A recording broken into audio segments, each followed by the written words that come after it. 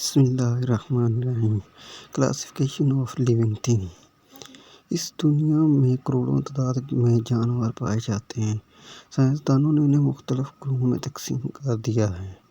جانداروں کی ان خصوصیات میں مماثلت اور غیر مماثلت کی بنا پر مختلف گروہوں میں تقسیم کرنے کا عمل جماعت بندی کہلاتا ہے۔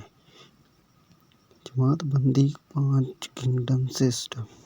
موجودہ دور میں سائنسدان ان جانداروں کی 5 بڑے گروہوں میں جماعت بندی کرتے ہیں جن کو کنگڈم کہا جاتا ہے۔ ان 5 کنگڈمز کے نام مونیرا، پروٹسٹا، فنجائی، اینیمیا اور پلانٹی ہیں۔ ان کنگڈم کی مثالیں مونیرا بیکٹیریا، پروٹسٹا الگی، فنجائی مشروم، اینیمیا جانور، پلانٹی پودے۔ مزید معلومات کے لیے چینل کو سبسکرائب کریں۔